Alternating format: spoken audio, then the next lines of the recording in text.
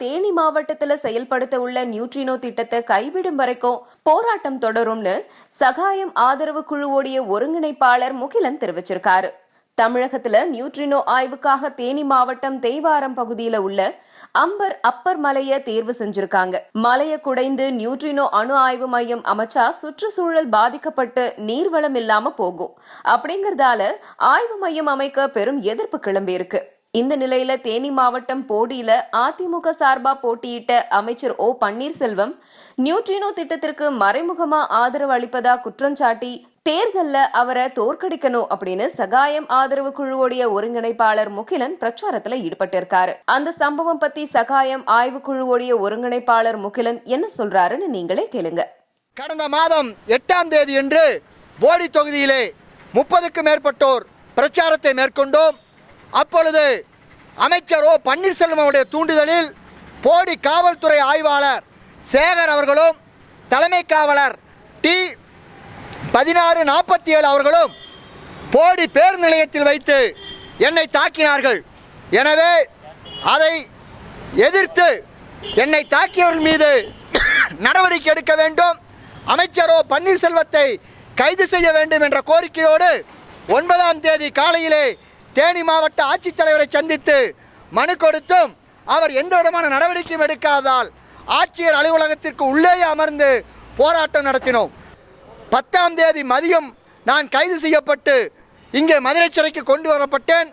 தொடர்ந்து உண்ணாவிரதத்தை மேற்கொண்டிருந்ததால் என்னை சிறையில் அடைக்காமல் மதுரை ராஜாஜி அரசு பொது மருத்துவமனையிலே கைதிகள் வார்டு 111 அடைத்து வைத்தார்கள்.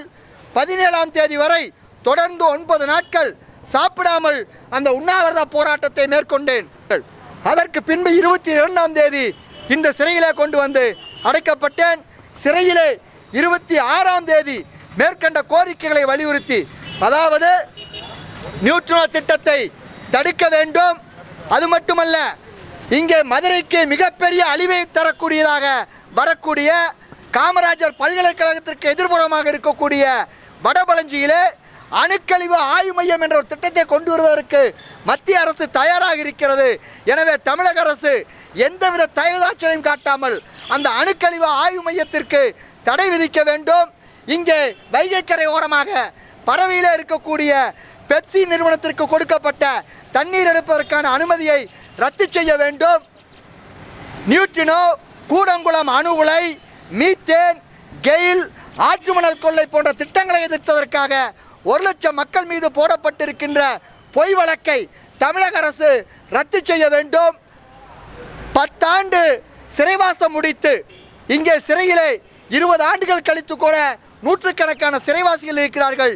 எனவே 10 ஆண்டு சிறைவாசம் முடித்த அனைத்து வாழ்நாள் சிறையாளிகளையும் எம்ஜிஆர் நூற்றாண்டு விழாவை ஒட்டி விடுவிக்க வேண்டும் என்ற கோரிக்கையை மேற்கொண்டு 25ஆம் தேதி இங்கே சிறையிலே உண்ணாநிலை போராட்டத்தை மேற்கொண்டேன். உச்சநீதிமன்றம் தமிழக அரசு விரும்பினால் விடுவிக்கலாம் என்ற அரசியல் அமைப்பு சட்டம் வழங்கியுள்ளதன் அடிப்படையில் ராஜீவ்காந்தி கொலை வழக்கிலே 25 ஆண்டு காலமாக சிறைப்பட்டிருக்கின்ற பேரறிவாளன் முருகன், சாந்தன், நளினி மற்றும் ராபர்ட் பயாஸ், ஜெயக்குமார், ரவிச்சந்திரன் ஆகியோரை விடுதலை செய்ய வேண்டும் என்ற சிறையிலே தொடர் உண்ணாவிரத போராட்டத்தை தொடங்கினேன்.